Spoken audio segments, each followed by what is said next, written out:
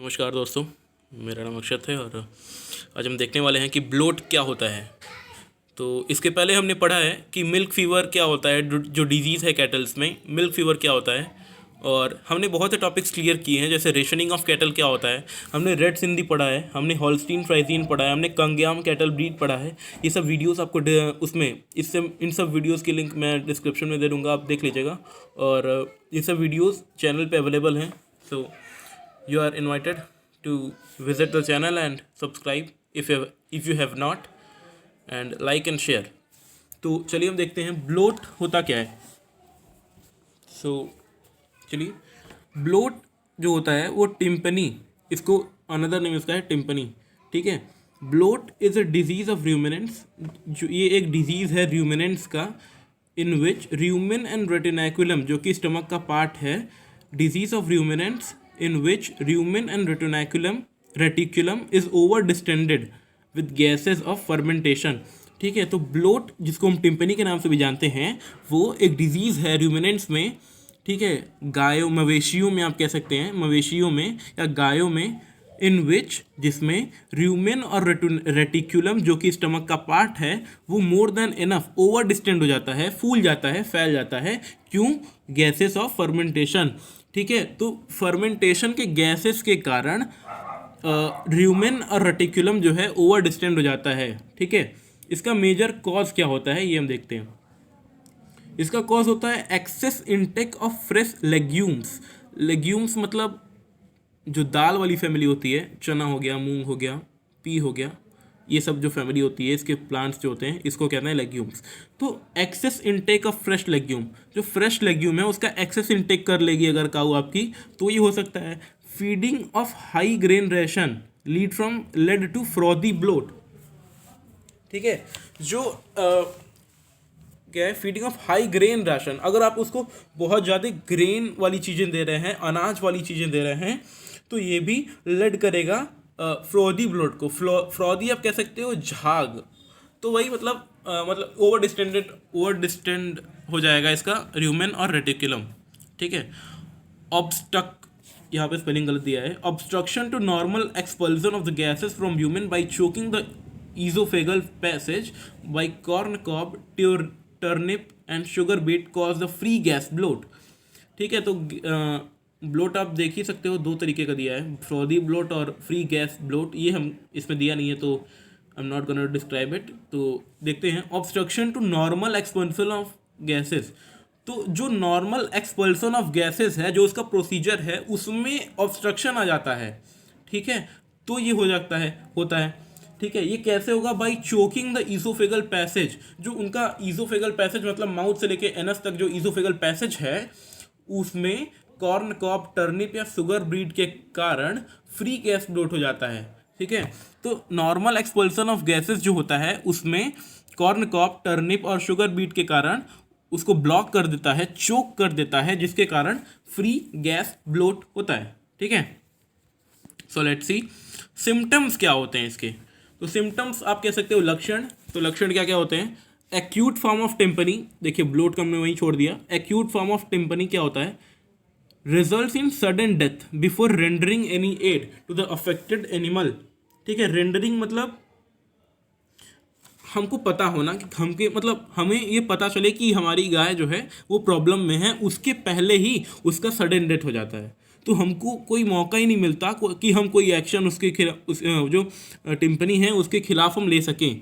ठीक है, तो acute form of tympany results in sudden death before the rendering of any aid to the affected animal, that's it.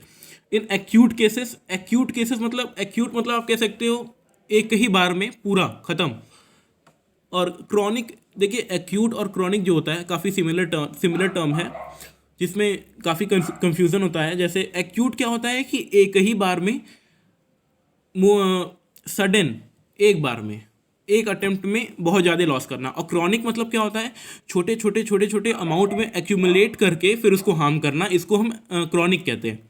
ठीक है, तो acute cases में अचानक क्या होता है कि द डिस्टेंशन ऑफ र्यूमेन, जो र्यूमेन का डिस्टेंशन है, उसका जो फूलना है, अकर क्विकली, वो तुरंत हो जाता है। ठीक है, फ्लैंक मतलब जो पीछे वाला भाग होता है मवेशियों का, गायों का या भैंसों का आप कह सकते हो, उसको हम फ्लैंक कहते हैं। And the whole abdomen is enlarge. तो र्यूमेन के साथ साथ उसका एब्डोमेन और उसका जो पार्श्व भाग है, पीछे वाला भाग है, सब चीज़ एक्यूट केसेस में डिस्टेंड हो जाता है, फैल जाता है या फूल जाता है। On precaution the left flank produces a drum like sound.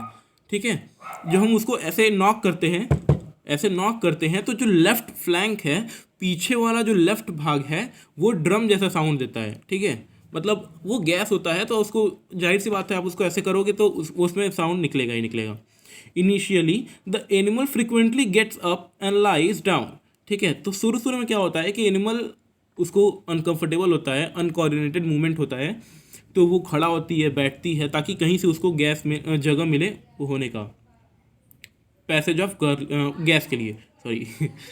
Initially the animal frequently gets up and lies down, kicks at belly, अपने पेट पे वो लात मारती है। ठीक है, इवन रोल्स, और कभी कभी ऐसा होता है कि रोल्स भी करती है ताकि गैस निकल जाए और उसको जो पेन है या उसको प्रॉब्लम जो है वो कम हो जाए। ब्रीदिंग या ब्रीथ बिकम्स डिफिकल्ट, वो सांस लेने में उसको तकलीफ होती है। And is evidence by oral breathing, तो उसको नाक से सांस लेने में दिक्कत होता है, और हम इसको जान सकते हैं क्योंकि उस टाइम वो मुंह से सांस लेना चालू कर देती है। ठीक है, it is difficult by evidence by oral breathing. Protrusion of tongue and salivation. ठीक है, जो उसका टंग होता है वो मुड़ने लगता है पीछे की तरफ, या आप कह सकते हो उसमें ट्विस्टिंग आ जाती है।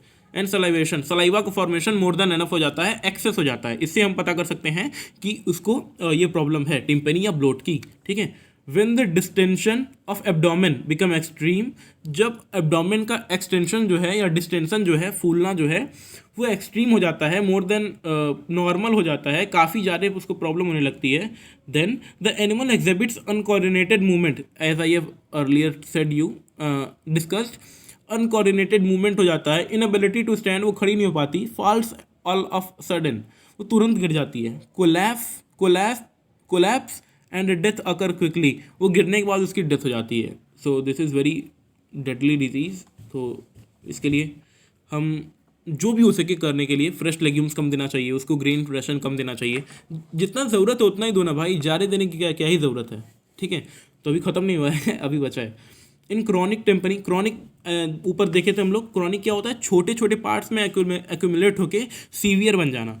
तो क्रॉनिक टेम्परिंग मतलब जो धीरे धीरे बढ़ता है, उसमें क्या होता है, the distension of abdomen and intra abdominal pressure are not serious, उतना सीरियस नहीं होता है, the gas is free but retained because of obstruction of the passage by preventing the normal eructation of the gases.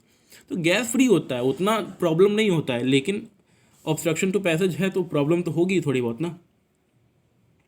तो diagnosis क्या होता है, tympani is easy by characteristic symptoms of the distension of abdomen. आप देख के visualisation कर सकते हो कि उसका एब्डोमेन मोर देन एनफ फूला हुआ है, तो आप कह सकते हो कि टेम्पनी है, आप उसको प्रिवेंटिव मेजर्स ले सकते हो। And distress by affected animal, distress मतलब वही उसका अनकोऑर्डिनेटेड मूवमेंट होना, बेली पे उसके पैर खुद से मारना और उसका लेटना, रोल करना, ये सब चीज़ें आपको अनकॉमन लगेंगी, तो फिर आप प्रिवेंटिव मेजर्स ले सकते हो। इसका कंट्रोल क्या होता है और ट्रीटमेंट क्या होता है। In peracute cases puncture of the rumen with sharp knife और with a trocar and cannula to expel the gases. तो ये मुझे भी थोड़ा स्ट्रेंज लग रहा है लेकिन होता है ऐसे, स्ट्रेंज इन द सेंस कि यार सोचो, इन पर एक्यूट केसेस होता क्या है, एक्यूट केसेस में र्यूमेन को हम पंचर करते हैं शार्प नाइफ से या तो फिर ट्रोकर और कैनुला से गैस को निकालने के लिए। तो ये थोड़ा सीवियर हो जाता है, तब ये हम यूज़ करते हैं इसको। जो क्रॉनिक केसेस में इसको यूज़ नहीं करते, इसको हम एक्यूट केसेस में ही उसको यूज़ करते हैं। एडमिनिस्टर ओरली, हम उसको मुंह से क्या देंगे, टर्पेंटाइल ऑयल देंगे 60 ml, जो कि वेल मिक्सड होगा, 1 लीटर ग्राउंडनट ऑयल और जिंजली ऑयल और कोकोनट ऑयल। तो हम उसको ओरली क्या देंगे, 60 ml टर्पेंटाइल ऑयल जो कि मिक्सड होगा किसके साथ, ग्राउंडनट ऑयल के साथ या जिंजली ऑयल के साथ या कोकोनट ऑयल के साथ। आफ्टर 6 to 8 आवर, 6 से 8 घंटे के बाद हम उसको तुरंत क्या देंगे, तुरंत नहीं मतलब 6 से 8 घंटे के बाद हम उसको क्या देंगे, एडमिनिस्टर पाउडर्ड जिंजर 30 ग्राम्स और या एसाफोटिडा देंगे 30 ग्राम, वेल मिक्सड टू जैगरी। ठीक है, तो जिंजर एसाफोटिडा दोनों 30 ग्राम देंगे, well mixed with jaggery, good, one of my favourite. Fresh legumes should be wilted. जो फ्रेश लेग्यूम है उस ये हमको प्रिवेंटिव मेजर है, ये ध्यान दीजिएगा। यहाँ तक आपका उसका ट्रीटमेंट था, ये प्रिवेंटिव मेजर है कि आप प्रिवेंट कैसे करोगे, ठीक है। Fresh legumes should be wilted and then feed to stall fed animal, ठीक है। फीड तो हम उसको आप इसको प्रिवेंशन भी कह सकते हो और इसको ट्रीटमेंट भी कह सकते हो। सॉरी, मैं थोड़ा ऊपर कंफ्यूज हो गया। प्रिवेंशन और वो दोनों कह सकते हो आप, टू द स्टाल-फेड एनिमल, ठीक है। Feed dry roughage before turning the cattle to luxuriant pasture to avoid bloating, ठीक है। तो उसको ड्राई रफेज देंगे, उसको हम उसके कंफर्टेबल फूड देने से पहले, जो कि हम नॉर्मल उसको देते हैं डेली दिनचर्या में, डेली जो देते हैं, उसको देने से पहले हम इसको ड्राई रफीज फीड कराएंगे ताकि हम ब्लोट को अवॉइड कर सकें, ठीक है। तो अपना ब्लोट ख़त्म हो गया, तो बस चैनल को लाइक करिए, सब्सक्राइब करिए, शेयर करिए और जितना हो सके लोगों की मदद करिए। इससे एक छोटा सा इनिशिएटिव है जो कि हमने स्टार्ट किया है। बस यही कोशिश है कि ज़्यादा से ज़्यादा लोग तक ये पहुँचे। जय हिंद।